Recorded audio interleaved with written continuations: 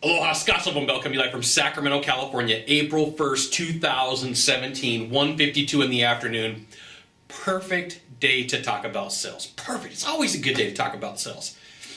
So I'm coming back from Las Vegas last week, and I'm sitting next to a guy in the airplane. He says, Scott, what is future pacing? So I'm going to put you through a whole series of what future pacing is. So the first thing is, have you ever been somewhere and you're talking to somebody and they say, hey, you know what? Imagine for a second that you are sitting on the beach of Hawaii.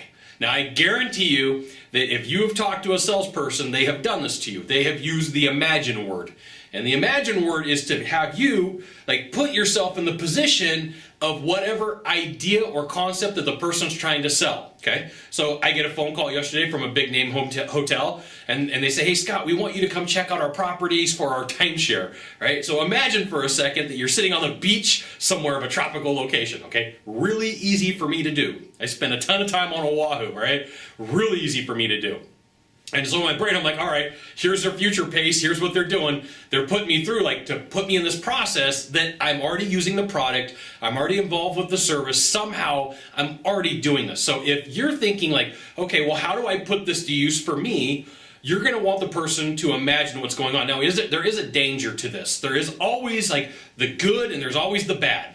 And the good on this is if you use it occasionally. Now, I see people learn something and they go bananas. They're like, you know what? Instead of just using it once and having it be really powerful, I'm going to use it 100 times. Okay, so they're like, imagine this, imagine that, imagine this, imagine that. Or you need to figure out in your script where you're going to put this, and it's going to take some time and effort on your part. If you're constantly telling somebody to imagine something, eventually the brain's going to catch up and go, wait a minute. Time out, something's wrong here. This isn't normal conversation, and this is one of the problems with NLP as it falls apart is the conversation is not normal, and it starts causing some conflicts for the buyer, okay?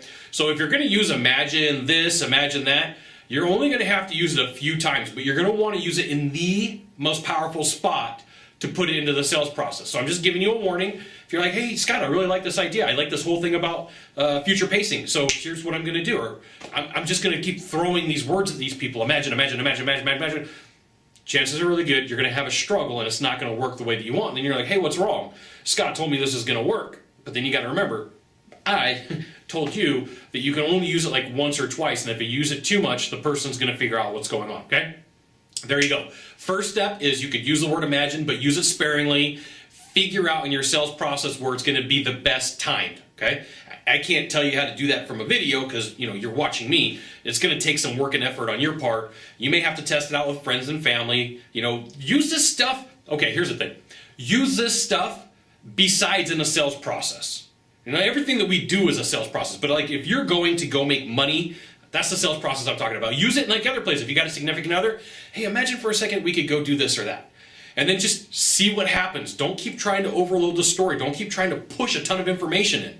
All right? Use it on strangers. One of the best things that you could do to practice is use new material on strangers. Use it at the bar, the restaurant, a taxi cab driver, on the subway, on the bus, I don't know, at lunch. Use it in new places. Okay? There you go. There's a cool tip for you to use the word imagine. Now, if you could do a small favor for me, in the box down below, leave a comment, question, or story. That would be fantastic. To the right or to the left, there's a subscribe button. You know what you got to do? You got to imagine yourself subscribing. And then send it out to all your friends via StumbleUpon, Facebook, Twitter, Google+. Why not even LinkedIn? Scott Sylvan Bell. We'll see you soon. Thanks for watching. Aloha.